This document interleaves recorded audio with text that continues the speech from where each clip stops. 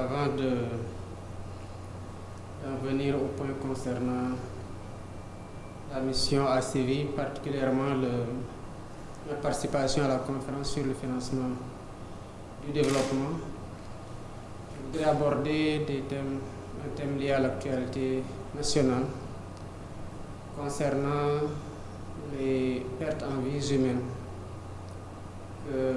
nous avons déplorées consécutivement à l'intervention de la police au niveau de Rosso et au niveau de Cambérène. Rappeler que sur le plan des principes, les forces de l'ordre sont censées rassurer les populations et les protéger. Les interventions ne doivent pas causer la mort. Et surtout, le fait que des citoyens, lors d'interpellations de la police, perdent la vie ne pourrait jamais être considéré comme une banalité. Sous ce rapport, les enquêtes sont en train d'être faites en toute impartialité pour situer les responsabilités, quel qu'en soit le niveau, et appliquer avec toute la vigueur et la froideur qui sied les sanctions qui s'imposent. Des images que j'ai pu moi-même voir,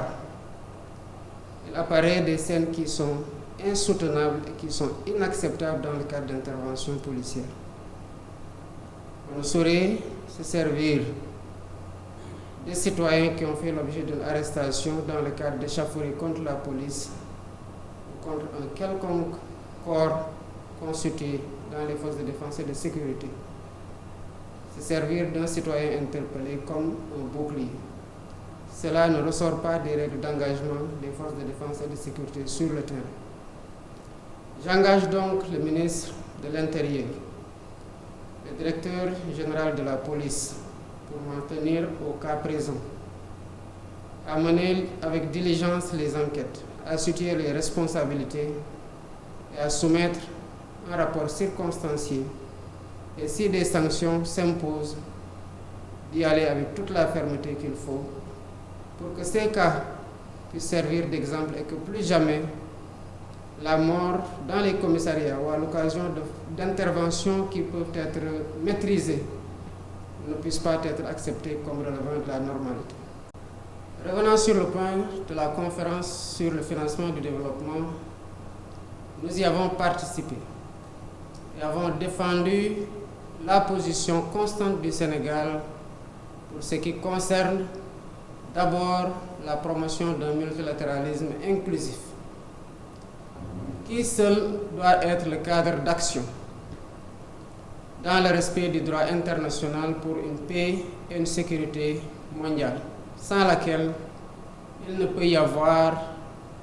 de développement. L'humanité, nous l'avons soutenu,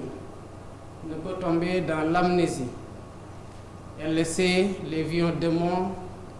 qui ont engendré la guerre dans des périodes sombres de notre histoire prendre le dessus.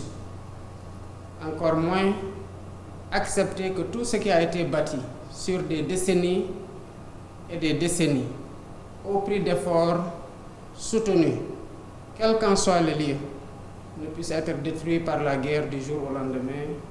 et que cela ne puisse faire l'objet d'une dénonciation collective et d'un retour à l'ordre mondial légal. Sur le plan de la dette, la position du Sénégal reste constante et nous l'avons défendue. Les conditions dans lesquelles les pays les moins avancés ou les pays en développement, comme on l'appelle aujourd'hui, s'endettent, ne s'accommodent pas d'un financement des priorités, puisque derrière tout ce qui est amassé en termes de ressources intérieures, y compris même souvent les ressources qui sont acquises par la voie de l'endettement, servent souvent en priorité pour garder la crédibilité de la signature du pays,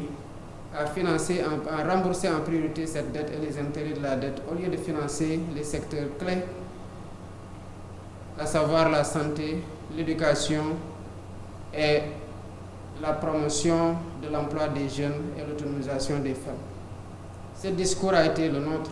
à Séville. Il le restera de façon constante tant que la voix du Sénégal portera, et elle portera encore plus haut, Inch'Allah.